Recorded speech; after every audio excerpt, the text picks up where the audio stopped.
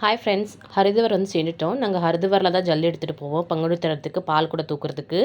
So என் பையன் பாருங்கள் கங்கா ஜல்லில் அபிஷேகம் பண்ணிகிட்டு இருக்கான்.